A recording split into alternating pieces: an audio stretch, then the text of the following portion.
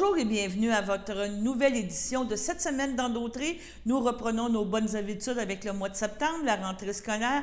Donc, bienvenue à notre émission hebdomadaire du 10 septembre 2023. Nous allons vous parler aujourd'hui de différents sujets. Premièrement, il y a eu des conseils municipaux mardi et mercredi. Donc, on vous parle des conseils municipaux de Saint-Ignace, de Sainte-Geneviève-de-Berthier et de la MRC d'Autrey. Une chose surprenante s'est passée à Saint-Ignace. Le maire de Saint-Ignace a parlé qu'il avait eu des conversations avec Alain Goyette, maire de la Végétation de l'île du Pan, et peut-être des prochaines fusions, prochaines associations entre les deux municipalités, entre autres pour des partages de coûts. Vous avez aussi la Truelle qui avait tenu la semaine dernière un événement important pour la journée mondiale pour sensibilisation aux toxicomanies. Kevin, ici, notre reporter, notre caméraman, monteur, était présent lors de cette activité et il nous avait apporté un reportage concernant cette activité. À niveau de la chapelle des Culs-de-Berre, vous avez un beau spectacle qui a eu lieu vendredi soir avec Yves Gagnon. Donc, on vous parle un petit peu de cette personne, de cet auteur, de cet agriculteur hors norme qui est vraiment un passionné de musique et d'agriculture. Vous avez aussi eu la semaine dernière la visite au musée Gilles Villeneuve d'auto ancienne, d'auto un petit peu plus spécialisée. Les clubs Citroën et les clubs Fiat ont passé à Berthierville et on avait un petit reportage sur cette visite. On vous parle aussi de la Chambre de commerce d'industrie Berthier-d'Autrey qui a tenu son AGA durant cette semaine, donc un court résumé de cette activité. Et il y a eu hier une activité avec le Café Rencontre du mercredi dans le Parc Sainte-Geneviève et on vous présente un petit peu des autos qui sont toujours en vedette lors de cette activité. Donc, on vous rappelle qu'à tous les jours, à compter de 18h du lundi au vendredi, vous avez un bulletin de nouvelles quotidien qui vous permet de vous tenir à jour, qui vous donne les meilleures informations concernant l'information locale et régionale dans votre communauté. N'oubliez pas de nous écouter et on vous souhaite une très bonne semaine. D'ici là, portez-vous bien. Donc, comme ça avait été discuté lors du préparatoire et tel que ça a été convenu avec les autres MRC de la région de la Naudière, il s'agit de mentionner à la FUPAL que la MRC considère ce projet-là important et qu'il ne devrait pas dépendre de financement municipal, mais qui devrait davantage dépendre de financement qui provient du gouvernement du Québec, étant donné que c'est sa prérogative, ce type de problématique. Donc, ça me prend quelqu'un qui propose, proposé par M. Bérard, appuyé par M. Gravel, à ma droite, à gauche. 4-8, appui à la municipalité de Lanoret, route verte. Donc, évidemment, c'est un appui. Je pense, peut-être en parler un petit peu, parce que je pense que même pour l'ensemble du Sud, c'est quelque chose de super important. On pourra en parler longuement. C'est coupé, hein? On pourra en parler longuement. Ouais. Je dis qu'en 2008, on a reçu, en fait, la route verte au Québec. C'est un succès collectif incroyable. 5300 km de route. Et en 2008, on avait reçu comme étant un prix comme étant la plus belle route verte vélo, si vous voulez, au monde. Oui. Rien de moins, on veut la rester. Donc, pour pouvoir la rester, il faut travailler à des améliorations. J'invite les gens à lever la résolution. Les faits sont relatés, il y en a relativement beaucoup. Et il faut savoir que la route verte, ce n'est pas seulement ici pour les municipalités d'ici, la Naudière, c'est tout le Québec qui passe par la 138. Présentement, elle est très dangereuse, de 1, parce qu'elle n'est pas aux normes au niveau du ministère des Transports du Québec. Elle n'est pas aux normes, autant dans les courbes que de la largeur ou que dans le petit ponceau qui est au-dessus de la rivière Saint-Joseph. Le MTQ, en 2003, a fait un travail extraordinaire. Ils ont refait les plans pour la recentrer. Le plan est extraordinaire. Il doit faire, je vous dirais, 20 mètres de long. Et puis, tout est détaillé. Il y a une fiche technique pour chaque propriété. On parle d'au-delà de 170 propriétés. Il y a des acquisitions à faire. Le MTQ en a fait plusieurs, mais il y en a encore plusieurs à faire. On ne parle pas d'expropriation, on parle d'acquisition de gré à gré. ça a bien été, mais là, il y a comme eu un relâchement. Mais bon, je pense que entre Montréal et Québec, c'est le seul segment, je pense pas, je suis sûr, c'est le seul segment, il y a 7 mètres, il y a 7 km de long, c'est le seul segment qui n'est pas fait. Et malheureusement, les cyclistes passent là quand même s'il y a une solution alternative. Et la solution alternative, c'est de monter chemin Joliette à Lanoret, prendre le rang à Saint-Albert, descendre par Saint-Philomène. Personne ou presque fait ce trajet-là. Les gens passent sur la 138, pas d'accotement, c'est considéré dangereux. Et d'ailleurs, ce n'est pas considéré route verte. Il faut arrêter de dire ça, c'est pas la route verte, parce que quand vous allez sur le site de la route verte, vous remarquerez qu'il n'est pas route verte. Pourquoi? Parce que les prémices pour être route verte, ça doit être un endroit où vous pouvez circuler en vélo de façon sécuritaire. Ce qui n'est pas le cas, vous comprendrez, pour ceux qui ont passé là.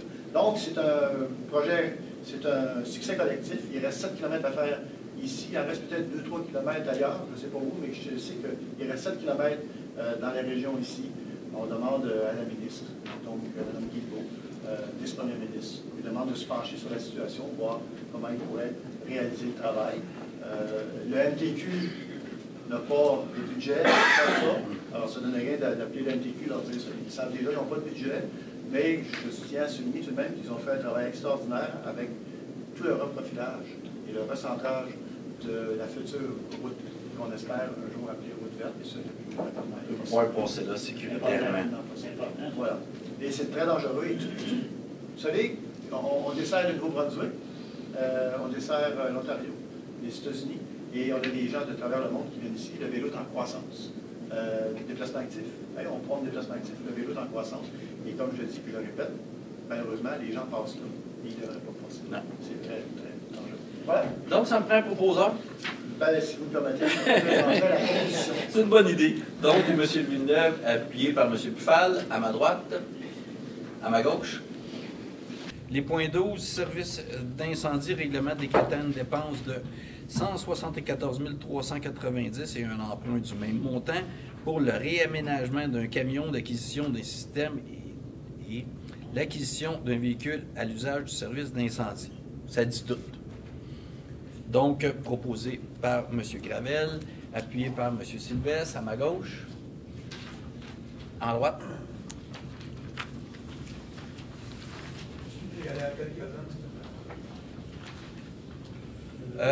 Ben ça, c'est le réaménagement. Ça, c'est le camion. Lui, il est à Saint-Norbert, à ma connaissance. De mémoire, il est à Saint-Norbert, puis il sort sur pratiquement tous les appels. C'est ça. Parce que c'est lui qui alimente en oxygène.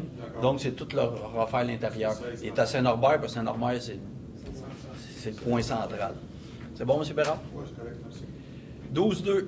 Règlement décrétant une dépense de... C'est l'avis de motion. C'est l'avis de motion. Fait que on fait ça. Donc, l'avis de motion donné par M. Sylvestre. Parfait. Ah, c'était M. Gravel, je m'excuse. M. Gravel. 12.3.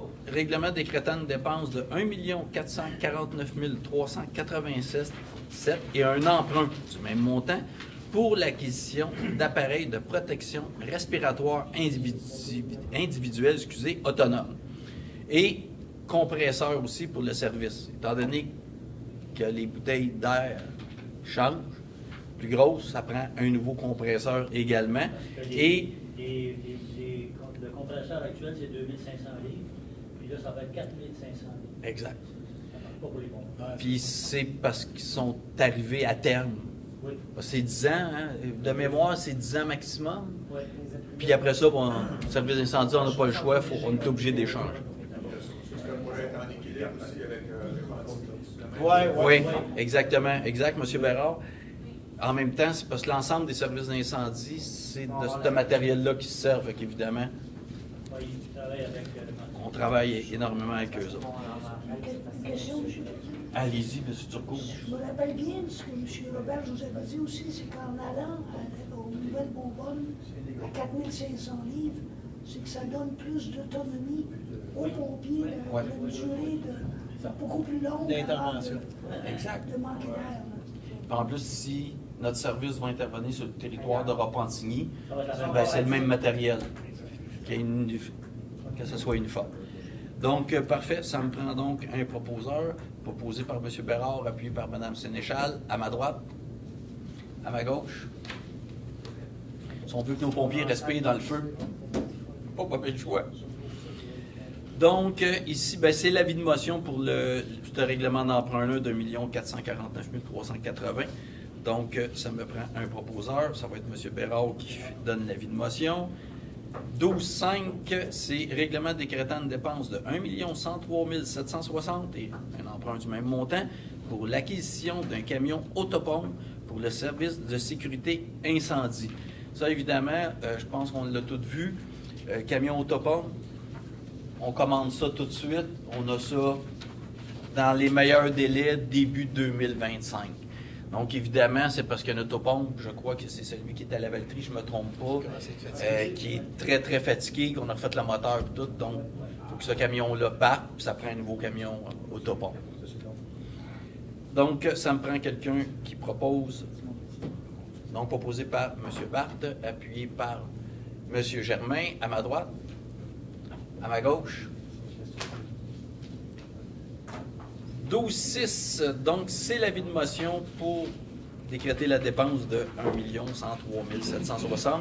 Donc, avis de motion donné par M. Barthes.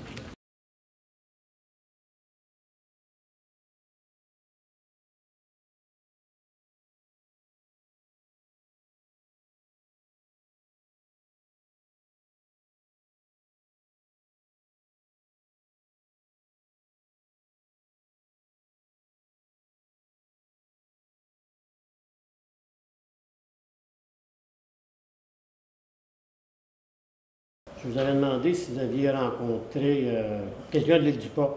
Oui. Bon, allez-y, M. le maire. Quelle nouvelle a-t-on? Hey, c'est intéressant quand on rencontre d'autres. J'ai été très surpris de la réponse qu'il m'a donnée. Oui, c'est vous.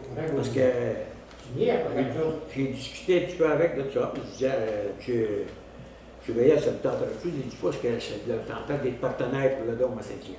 Le dôme? Le dôme, oui. J'ai parlé pour le dôme. Ouais, mais c'est pas là, le dôme et le skatepark, parce qu'ils vont probablement s'en servir. Vous n'avez pas besoin d'argent pour le... Non. Si vraiment on a l'argent, peut-être que le règlement d'emprunt va être plus bas. C'est le dôme. Parfait, c'est excellent. Fait que là, il me dit, je dis pas non, je vais en parler avec le conseil. Bon. Puis il dit, je serai peut-être dans mon affaire, parce que lui, il prévoit que dans les années à venir, à un moment ou à un autre, on va peut-être former rien qu'une municipalité. Oh my God! Avec Berthier? Non, avec des Dupont. Avec des Dupont. On n'est pas rendu là. Il est resté surpris de sa réponse. Je m'attendais à ce qu'il me réponde, écoutez, je vais, on paye de haut pour les loisirs à Berthier. Non, c'était le contraire, ça a été bien reçu. Construction Roland Beauséjour et Fils, décompte progressif numéro 1 pour le projet d'agrandissement du garage municipal. Une recommandation de paiement est d'une somme de 54 404,64 plus les taxes à l'entrepreneur Construction Roland Beauséjour et Fils. Cette dépense est payée à même le règlement d'emprunt portant numéro 639-2023 et la subvention du programme d'aide financière pour les bâtiments municipaux c'était nommé Brabham. Je pense qu'on avait eu une subvention de 124 000 $. Mon proposeur de secondaire, M. Burel propose, M. Cloutier seconde, accepté à l'unanimité. En 6.2, CLA Expert Conseil, une facture, encore là pour le projet d'agrandissement du garage municipal, une facture de 8 450 $ plus les taxes pour la préparation des plans et devis de charpente et de fondation à propos du projet d'agrandissement du garage. Un proposeur de secondaire, M. Burel et M. Cloutier. Accepté à l'unanimité. En 6.3, construction MOCA, le projet Grande Côte. C'est d'accepter le décompte progressif numéro 4, qui était pour la conduite d'aqueduc et l'égout sanitaire sur le chemin Grande Côte à partir de De Grand Prix au 990 chemin Grande Côte. La recommandation est d'une somme de 146 268,80 à l'entrepreneur MOCA Construction. Il est proposé que la municipalité effectue le paiement de 127 217,91 plus les taxes. à cet entrepreneur. Un proposeur, un secondeur. M. Cloutier propose, M. Darvaux seconde. Accepté à l'unanimité. En 6.4, GBI Expert Conseil, une facture pour le projet Grande-Côte encore. La facture datée du 23 août, portant le numéro 28 502, une somme de 1 913,75 plus les taxes pour les services professionnels d'ingénierie pour le projet de Aqueduc et Égout Grande-Côte. Un proposeur de secondeur d'accord. M. Bailleur propose, M. Darvaux seconde. À gauche, tout le monde est d'accord, d'accepter à l'unanimité.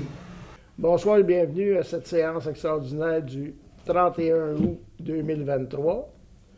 Le quorum est confirmé. 2 absents, M. Richard Bellemare et Mme Louise Jacques. Un seul point à l'ordre du jour, mise à niveau de l'usine de traitement de l'eau potable, devis pour appel d'offres publiques. Larry, peux-tu nous... Oui. Bon, en fait, on vous a présenté ce que ça représentait, là, la phase 1 de modernisation de l'usine d'eau potable. Ça constitue essentiellement l'ajout d'une nouvelle réserve, un raccord pour les pompiers, la construction d'une nouvelle chambre de vanne, puis le remplacement de quelques conduites. C'est des travaux qui, avant taxe, vont s'élever, selon l'estimé de l'ingénieur, 1 337 350 $. Donc, ça prend une résolution là, pour accepter le devis de l'ingénieur, comme ça vous a été présenté, puis qu'on puisse le déposer sur le CAO. OK. Donc, ça prend une personne qui propose, une personne qui seconde. Exact. Éric propose. Richard Dion seconde. Est-ce que tout le monde est d'accord? Oui. Voilà. Donc, je propose le lever de l'Assemblée. L'ordre du jour étant épuisé, la séance est levée. Greffier trésorière adjoint, modification de la résolution 2021-11-182 de Mme Marilyn Fortin. Nous proposons un secondeur parce que la municipalité de Sainte-Geneviève modifie la résolution à l'effet que le titre de la directrice générale adjointe et secrétaire trésorière adjointe soit remplacé pour greffière trésorière adjointe. Un proposeur, un secondeur. M. Bailleur propose, M. Darvaux seconde. Oui. À gauche, tout le monde est d'accord. Accepté à l'unanimité. En 4.3, nous avons dernièrement embauché une autre personne à l'administration, la personne de Mme Caroline Benjamin. On avait besoin d'une 3e personne avec Mme Claude et Mme Marianne Fortin, surtout côté greffe. Donc, que la municipalité nomme Mme Caroline Benjamin à titre de directrice générale adjointe et chargée de projet. Mme Benjamin est autorisée à signer tous les documents, lettres et certificats relatifs à la fonction. Sa période de probation est de 6 mois avec possibilité de reconduction et que moi, je sois mandaté pour signer les documents relatifs à son embauche. Un proposeur, un secondeur. M. Cloutier propose. M. Darvaux seconde. D'accord, d'accord. Accepté à l'unanimité. À l'unanimité. En 4.4, une personne désignée pour les mésententes, anciennement appelée justement inspecteur agraire, nous voudrions nommer M. Jean-François Roch, qui est notre employé municipal en charge des travaux publics. Que la municipalité nomme M. Jean-François Roch en tant que personne désignée pour la gestion des mésententes et que le taux horaire soit établi dans le règlement de tarification de la municipalité. Nous proposons le secondaire, M. Burel propose, M. Cloutier seconde. Ouais. Tout le monde est d'accord. M. Roch est maintenant la personne désignée pour la gestion des mésententes, acceptée à l'unanimité. Fait que le 31 août, c'est la journée internationale de la sensibilisation aux surdoses. Ça vise premièrement à commémorer les vies des personnes décédées par surdose. Vous savez qu'on tourne autour de 6 surdoses par jour au Canada, 5 au BC, ça dépend un peu, mais la stats, elle est quand même épeurante. Donc, cette journée-là veut commémorer ces personnes-là. Il y a des événements un petit peu partout au Québec qui visent, au Québec, au Canada, puis partout dans le monde, qui veut sensibiliser la population aux surdoses, au deuil. Souvent, on ne se sent pas très concerné par cette problématique-là, entre autres parce qu'on n'est pas nécessairement dans un milieu de grosse consommation. Le but de cette journée-là, c'est d'un peu faire réaliser aux gens qu'il n'y a pas grand monde qui est à l'abri de ça, que la plupart des dépendances commencent par des prescriptions. Donc, c'est pas nécessairement juste notre image, là, le préjugé du junkie là, qui est à risque de surdose, c'est un petit peu tout le monde. L'autre côté aussi, c'est qu'on retrouve aujourd'hui du fentanyl et autres opiacés dans les stimulants puis dans d'autres sortes de drogues, ce qui veut dire qu'on ne sait pas nécessairement qu'est-ce qu'on consomme et c'est quoi les risques réels. Fait que c'est pour ça qu'on est là pour vous parler de ça. Donc, si M. Moreau et M. Goulet, fait que notre maire et conseiller municipal pour venir dire un petit mot. Bien, merci beaucoup tout le monde. On est très heureux d'être ici. Puis faites-en pas, Maureen, moi aussi. On m'a écrit un petit mot, mais dans certaines situations, il vaut toujours mieux parler avec son cœur. Hein? Vous savez, premièrement, la sensibilisation, toute l'importance que ça peut avoir, puis vous le faites super bien, parce que travailleurs de rue, vous êtes dans l'ombre tout le temps. Et la surdose, oui, il y a beaucoup de personnes qui décèdent d'une surdose, mais il faut penser à toutes les familles, ce qu'ils vivent. À côté de ça, le drame n'est pas seulement sur une personne, le drame est sur l'ensemble de toute une famille d'amis. Donc, c'est un drame épouvantable. Puis de faire de la sensibilisation, bien, c'est super important.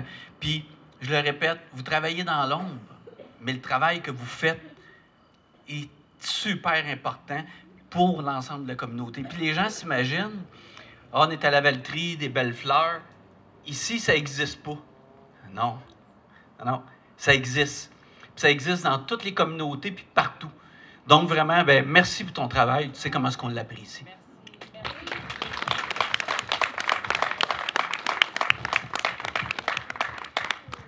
Je m'appelle Martine Archambault, je suis intervenante.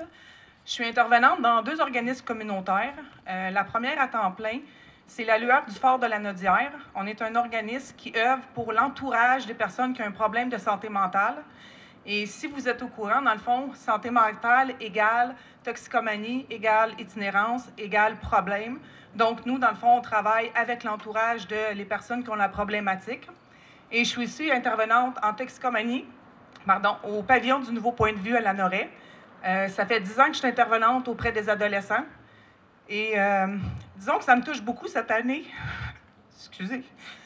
Parce qu'il y a 4 adolescents qui sont décédés d'overdose cette année. Puis le plus vieux avait 19. Il venait d'avoir 19 ans, puis ça s'est fait en mai. Fait que je suis désolée, je suis encore émotionnelle sur le sujet. Fait que oui, c'est des sujets qui me touchent énormément, la santé mentale, la toxicomanie. Alors, je suis vraiment contente que les gens soient ici. Et, tu sais, gênez-vous pas de demander de l'aide si jamais vous avez besoin. Il y a beaucoup de ressources. Et moi, je vous remercie de faire ça. Et, bien, c'est ça. Sur ça, je vous souhaite une très belle soirée. Et je suis disponible si jamais il y en a qui ont des questions pour quoi que ce soit de mon côté aussi, là, même si je ne suis pas officiellement en train de travailler. Fait que, bonne soirée à tous. Merci beaucoup, Martine. La prochaine personne que je vais inviter pour venir en avant, ça va être Mme Diane Lemieux, qui a écrit un livre, mais je vais lui laisser se présenter aussi, de parler de son livre, puis de parler de son parcours. Bonjour tout le monde, ça me fait plaisir d'être ici. Oui, je suis l'auteur du livre « Mon fils sur l'amour en enfer ». Bien sûr, c'est que mon fils est décédé, mais j'ai écrit le livre avant son décès, puis la détresse des parents, puis tout ça, sa vie à lui, mais aussi sur la détresse des parents. Et puis, j'ai fait aussi un survol, mais j'aimerais commencer en disant, oui, c'est la Journée internationale des surdoses. J'aimerais qu'on prenne un petit moment pour envoyer un petit coucou aux gens qui sont décédés de surdose cette année. Puis il y en a une tonne, puis un autre. Comme elle disait tantôt Marie-Claude, il ne faut pas croire que ça arrive qu'aux autres. Ça arrive vraiment à bien du monde. Quand j'ai sorti mon livre, Je fais du camping l'été, moi, de façon permanente. Puis j'ai sorti mon livre. Et puis, j'ai vendu mon livre au camping. Puis les gens, le jugement, on l'a. Les parents sont jugés quand un enfant consomme. Un enfant, mon fils avait 45 ans, depuis l'âge de 13 ans, qu'il consommait. Mais comme bien des parents, j'ai joué à l'autruche. Je me suis mis la tête dans le sable. Oh, ça doit être la crise d'adolescence. Jusqu'à un jour, tu t'aperçois, mais il est trop tard. Et puis, aux 4 roulottes, il y avait un parent qui était prêt à la même chose. Mais tout était en catimini. Il venait me voir, mon fils, ma fille. Il y en avait beaucoup. On est 500 roulottes sur le camping. Puis je vous dis, il devait y en avoir 20. 20 qui ont parlé. Il y en a 20 qui n'ont pas parlé non plus. Fait que je me suis fait un devoir ce soir, cette semaine, d'aller voir les statistiques de ce qu'il y avait.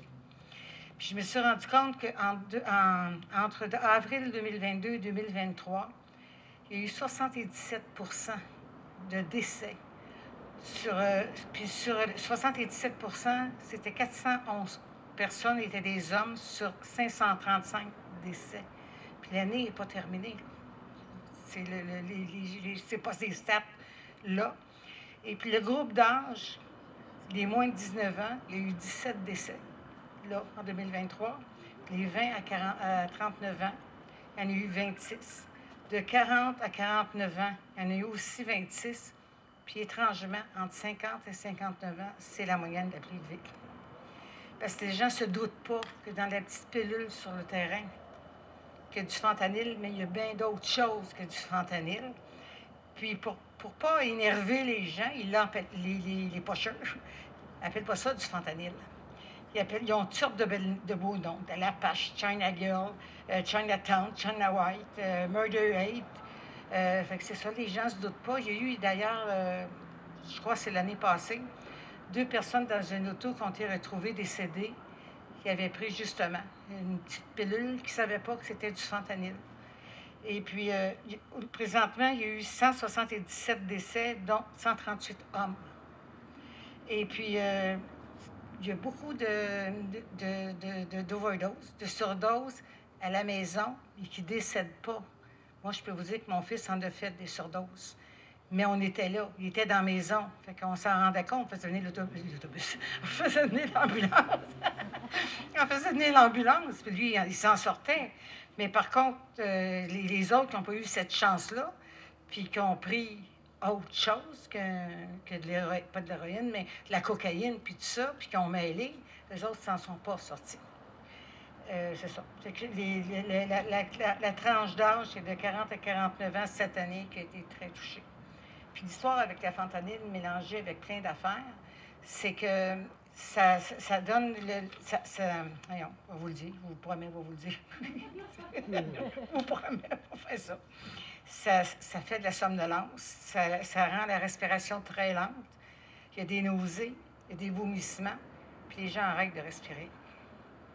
Fait que c'est à ce moment-là, ça fait un décès. Puis s'il est tout seul, c'est encore pire. Le fentanyl provient souvent des laboratoires clandestins, des tanks vendus par des personnes qui les vendent, et puis par des prescriptions, puis ils sont volés carrément. L'antidote, c'est la naloxone, comme on a parlé tantôt, utilisé d'urgence lorsqu'on suppose une surdose, ce n'est pas dommageable, et puis c'est pas dangereux, même si c'est pas une surdose. Comme je vous dis, mon fils n'est pas décédé de naloxone, c'est pas qu'il n'a pas consommé, il a consommé en masse. Puis quand il est décédé d'une crise cardiaque. Ça faisait 3 mois qu'il était abstinent. Mais il a tellement consommé que son cœur, à un moment donné, il était en direction de l'hôpital. Quand il ne se sentait pas bien, il était en direction de l'hôpital, puis il est tombé sur la rue. Fait que c'est ça. Fait que la mise en garde, c'est ça. C'est qu'on dit qu'un dixième d'un petit morceau consommé peut amener la mort. Fait qu'il faut vraiment y penser. C'est ça que j'avais à vous dire. Merci beaucoup tout le monde. C'était vraiment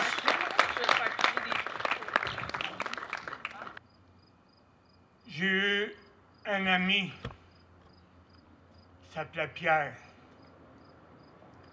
Il est décédé. Et moi, ça fait 19 ans que je suis somme. Je suis remonté à l'âge de 13 ans dans la rue.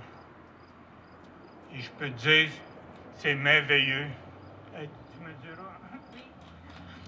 Et dans tout ça, ben, aujourd'hui, ça paraît pas, mais j'ai une maison. Moi, avec Ginette Renault, on s'est ramassés à la même place dans la rue.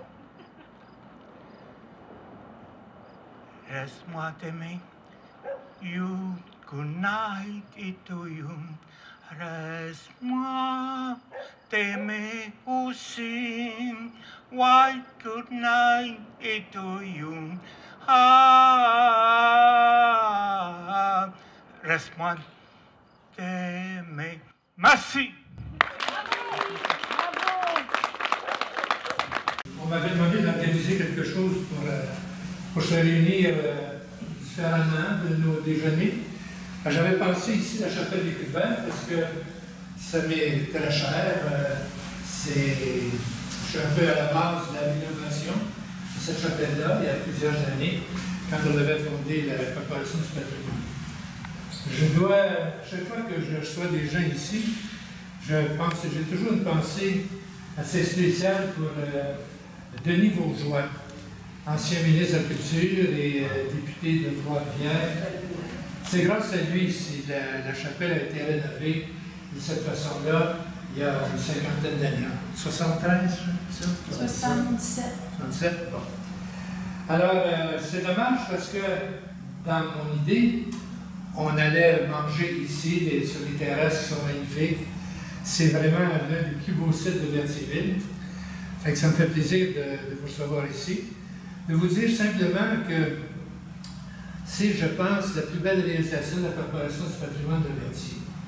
C'est d'ailleurs pour ça que la Corporation a été fondée avec quelques-uns de mes amis à l'époque, dont l'épouse, il y avait bien des gens de Jadette aussi avec moi à l'époque, dont la fille de M. Martin, Monique, qui avait marié un hôtel ici de Berthierville, et Monique et moi, Monique c'est ma vice-présidente, on a travaillé bien fort pour ça ici.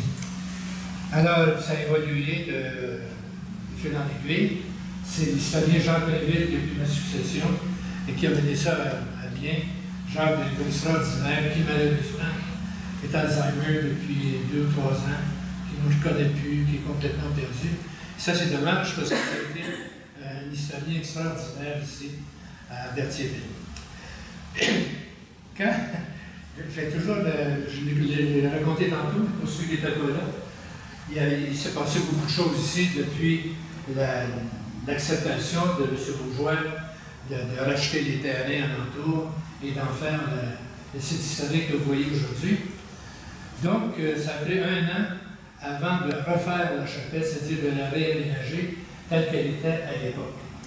Moi, comme je l'ai connu, il n'y avait rien, c'était une grange ici. Plutôt, enfin, les animaux venaient ici. J'ai déjà vu des vaches dans l'intérieur. Il y avait l'ouverture, tout était ouvert. C'était ouais. Et puis, c'était bien triste à voir, je trouvais ça épouvantable. Alors que ça a pris quand même 2 étés à refaire ça en neuf.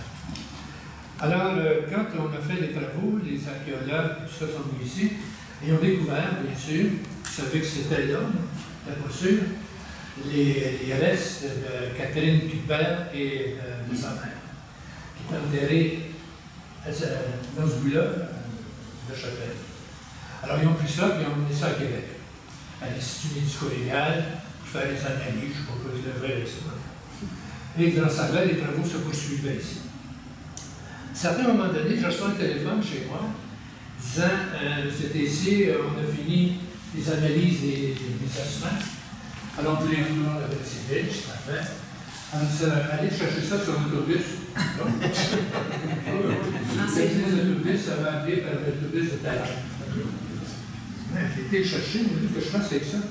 On ne pouvait pas ici, c'était en plein travaux de rénovation. Alors, Catherine et sa fille ont couché chez nous, ils se gardaient là, à la maison, jusqu'à temps que les travaux étant terminés ici, on les aurait enterrés de façon extraordinaire dans le cadre d'un service funéraire anglican de revenir à ne pas seul de sa mère. Et puis, c'est par la suite, moi j'ai quitté la présidence et c'est d'autres qui ont mis ça à terme.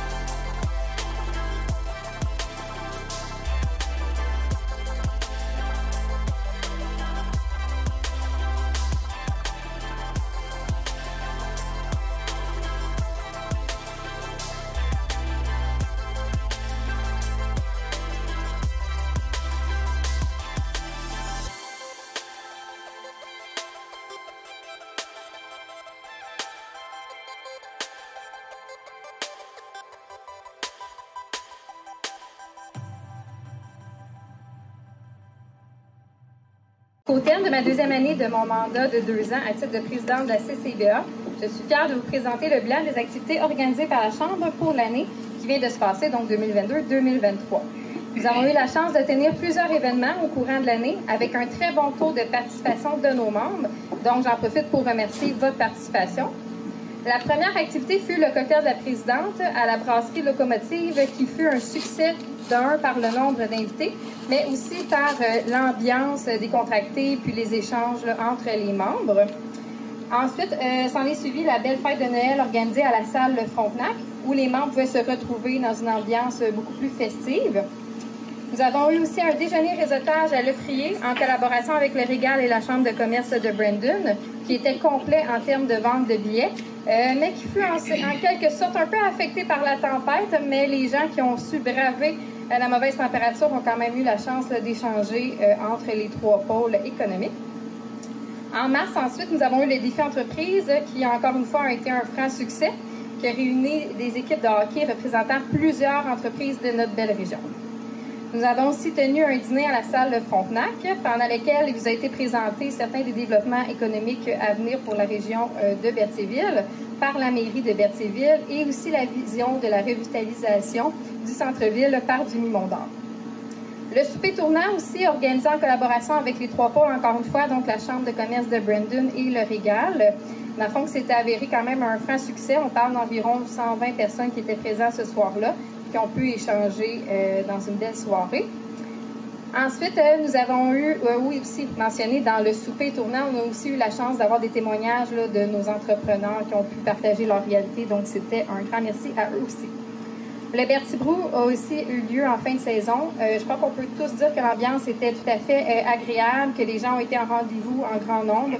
Donc, encore une fois, un beau succès. Naturellement, toutes ces activités-là n'auraient pas connu le succès qu'ils ont connu si ce n'était pas du soutien indéfectible de nos partenaires. Donc, je tiens à remercier nos partenaires ce soir. Donc, Desjardins, principalement la Caisse d'Autrey, la Ville de Berthierville, EBI, la SADC d'Autrey-Joliette, excusez-moi, Technicom, Elisabeth Gagnon, photographe, MNP Comptable, ainsi que nos partenaires médias, CTRB, le O1035, l'Action d'Autrey et la Noël. Je tiens aussi à remercier les membres de notre conseil d'administration qui ont consacré leur temps, leurs idées, leurs énergies pour concrétiser tous nos projets de la CCIBA. Donc, un gros merci à eux. En fait, les revenus sont à hausse quand même de façon importante pour l'année 2023, se terminant au 30 juin. On a une augmentation de 5,50 %, c'est-à-dire à 326 000 $. L'année passée, on était à 309 000 $. Qu'est-ce qui explique ça? Bien, il y a 3 raisons importantes. On a commencé à retravailler sur notre membership pour grossir le nombre de membres, donc aller chercher des cotisations supplémentaires. La SAQ a donné un bon coup de main aussi parce que ça a été en reprise. On a fait une année réelle. Ce que par les années passées, si vous vous souvenez bien, on était en confinement, en réouverture en confinement. Alors, c'était pas nécessairement facile. Alors, ça a repris son cours aussi. Ça a été difficile. Par contre, au niveau de la SAQ, vous avez vu les files d'attente, là. On n'y fait pas exception. On est une SAQ comme les autres SAQ au Québec. Alors, c'est le changement technologique là, qui a fait en sorte qu'aujourd'hui, on a un petit peu plus maintenant de facilité à œuvrer. On a pris la chance de mettre des rendez-vous et de se ramener à la page de 2023. Puis là, maintenant, ça va bien. Tant mieux, parce que ça n'a pas été facile pour nos permanents. Tout ça pour étant dit, il y a aussi un 3e volet. Toutes les activités ont repris. Alors, on a laissé tomber le golf cette année parce qu'on a eu une difficulté avec le temps. Alors, le temps nous a manqué. On venait de redéconfiner. Vous allez dire, mon Dieu, mais ça fait longtemps qu'on a... Non, ça fait pas si longtemps que ça qu'on a déconfiné. Souvenez-vous-en, ça fait à peu près, mettons, au total, 1 an. Mais nous, on a fini au 30 juin. Alors, au 30 juin, ça faisait pas 1 an. Alors, c'est ça qu'à un moment donné, on a dit, on manque de temps. On a laissé tomber, mais malgré ça, on a monté nos volumes de revenus au niveau des activités. Donc, le Berthier Brou, le défi entreprise, ça a très, très bien été. Alors, félicitations pour les organisateurs. On a monté nos états financiers au niveau des revenus, mais on les a baissés au niveau des dépenses. Les dépenses ont baissé de 8 %. Je disais, mais mon Dieu, comment ça? Meilleure gestion. On a réussi à se replomber parce qu'à un moment donné, on était en état de crise. Quand on était en confinement, qu'on a besoin de mettre des opérations. Mais comme un entrepreneur, on a fait des choix des fois difficiles, pas nécessairement payants, mais il fallait le faire pour garder nos portes ouvertes quand c'était le temps de les laisser ouvertes. On avait besoin de monde supplémentaire. Mais malgré ça, maintenant, cette année, on est en équilibre, on réussit maintenant à descendre nos dépenses. Ça nous amène à un bénéfice. L'an passé, il était de 5 580. Cette année, on est à 46 676. Alors, c'est dans la bonne voie.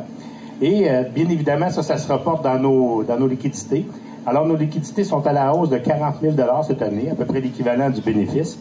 Et on a aussi des comptes à recevoir. Le jeu des comptes à recevoir, vous comprenez que ça ne peut pas s'équivaloir de 46 000 à 46 000. Fait qu'on a actuellement un actif total de 340 950, donc 350 000. Donc, deux bonnes nouvelles. Votre chambre de commerce est en bonne santé. Le membership est à la hausse. Les activités vont mieux. Et en plus de ça, on continue dans la bonne veine de pouvoir monter les revenus de la SAQ. Ça fait monter actuellement tout ce qu'on a comme liquidité. Puis on a une chambre de commerce en santé. Donc, synonyme de plusieurs événements à venir pour la prochaine année. Dans le fond, suite à la nomination de notre conseil d'administration qui va se dérouler ce soir, nous allons avoir la chance, en termes de conseil, de se rencontrer puis de choisir les activités à venir pour la prochaine année. Mais il y a certaines activités qui devraient, somme toute, se répéter. Donc, je vous les nomme. Le cocktail du ou de la présidente. Souper de Noël, qui est un classique. Le souper tourné en collaboration avec les Trois Pôles, c'est un succès depuis qu'on le fait, donc ça devrait toujours avoir lieu cette année. Le défi entreprise, le Bertie Brou. Et on souhaite, bien sûr, une nouvelle collaboration pour notre tournoi de golf annuel si toutes les chances sont de notre côté. Et plusieurs activités de réseautage, comme à notre habitude. Donc, on espère vous offrir un peu de nouveautés cette année. C'est aussi important pour nous de souligner quand même un grand changement pour l'année qui est en cours actuellement. Donc, on parle d'une restructuration organisationnelle. Vous avez sûrement déjà lu nos communiqués, mais on le mentionne rapidement. Dans le fond, ça a été entamé cet été pour assurer le bon fonctionnement et la pérennité de notre organisme. Et puis, pour assurer cette restructuration-là, ça s'effectue déjà depuis le début de l'été. Le conseil d'administration a retenu les services de solutions MLR et de sa présidente, Marie-Lou Racine, qui est avec nous aujourd'hui. Dans le fond, on lui a octroyé le mandat pour son dynamisme, son efficacité et son implication dans la région. On espère que ça va nous permettre de propulser notre organisation vers l'avenir et il faut dire que les choses évoluent rapidement.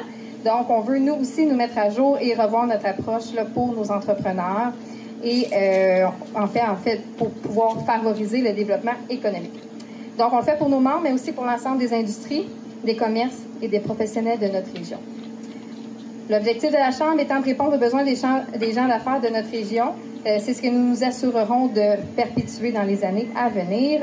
En terminant, notez que la CCIBA demeure naturellement mandataire de la SAAQ de Berthierville et qu'aucun changement n'est à prévoir de ce côté. Alors, je vous présente donc le nouveau conseil d'administration de la Chambre de commerce et d'industrie d'Autrey-Berthier, M. Olivier Minot, M. Jimmy Mondor, Mme Caroline Ouellette, Mme Vanessa Sylvestre, M. Éric Fortier, Mme Lucie Lemay, Mme Catherine Généreux, M. Jocelyn Désir.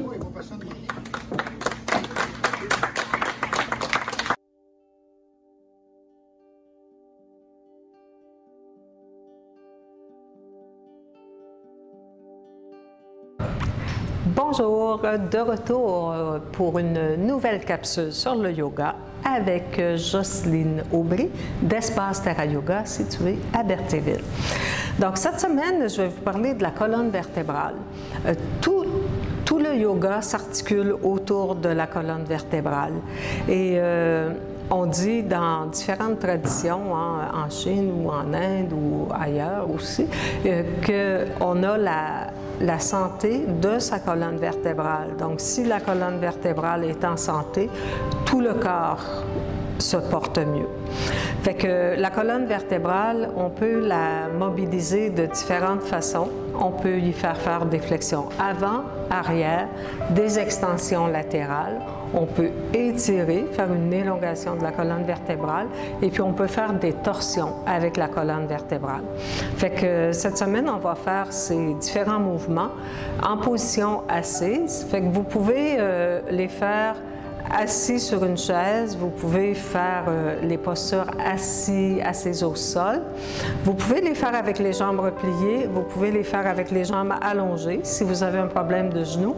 Mais c'est important pour la grande majorité des gens d'avoir un support sous les fesses de façon à ce que le dos soit droit au départ, OK? Plutôt qu'arrondi. Fait que si vous êtes assise sur le sacrum avec le bas du dos arrondi, comme c'est souvent le cas, ben, je vous invite à soulever un petit peu les ischions pour retrouver la cambrure au niveau lombaire. Ça permet vraiment de mieux aligner le corps. Ça permet, en plus d'avoir une colonne vertébrale qui retrouve sa configuration normale, naturelle, ça permet à tous les organes de mieux fonctionner parce que quand on écroche, quand on est tout arrondi, on écrase les fibres, les terminaisons nerveuses qui sont réparties entre les vertèbres et puis ça réduit l'influx nerveux dans les différents organes. Tandis que si la colonne elle est droite, bien, il y a de l'espace qui est préservé entre chacune des vertèbres et les influx nerveux qui vont vers les différents organes ne sont pas limités par la mauvaise posture. Donc, on va y aller avec d'abord des extensions latérales. Fait que vous pouvez soit placer votre main gauche sur le rebord de la chaise, si vous êtes assis au sol, directement sur le plancher. On allonge le bras droit, on étire vers le haut et puis on fait une flexion vers la gauche. En inspirant, là, je vais le faire un peu plus rapidement parce que le temps est limité là, pour la capsule, mais vous pouvez faire ça, vous pouvez rester un peu plus longtemps dans chacune des postures. Donc ensuite, on va vers la droite. Ensuite, on fait des extensions arrière-avant, donc les deux mains sur les genoux. On creuse le dos, mais surtout la partie thoracique, au niveau de la cage thoracique. Et puis, en expirant, on arrondit le dos. Donc, on fait le dos rond. Donc, inspiration, on creuse. Expiration, on arrondit. On y va avec une torsion. Vous placez la main droite sur le genou gauche ou bien vous placez la main gauche sur le sol où vous pouvez attraper le dossier de la chaise. Et puis, on tourne lentement. Donc, c'est vraiment important quand on fait des torsions de partir avec un dos droit. OK? Et puis, on fait pareil de l'autre côté. OK? Le dernier exercice qu'on peut faire avec la colonne vertébrale, c'est l'élongation. Donc, vous pouvez tout simplement imaginer une élongation de votre colonne vertébrale. Donc, le haut de la colonne vertébrale, la plus haute vertèbre, l'atlas, qui monte vers le haut. Donc, comme si on voulait toucher le plafond avec la tête. Et vous pourriez le faire aussi en déposant quelque chose sur votre tête. Un bloc, un dictionnaire. OK? Puis, on pousse avec le sommet de la tête sur le bloc ou sur le livre. Et voilà. Fait que 7 mouvements pour maintenir une meilleure santé de votre colonne vertébrale. Évidemment, si vous avez un problème lombaire, un problème cervical, il faut toujours être prudent. Puis si le problème est sévère, c'est peut-être mieux de consulter votre médecin avant de faire les exercices. Mais dans tous les cas, il ne faut pas forcer en yoga. Il faut rester à l'écoute de son corps et de ses limites. Fait que voilà, merci de votre écoute et bonne pratique.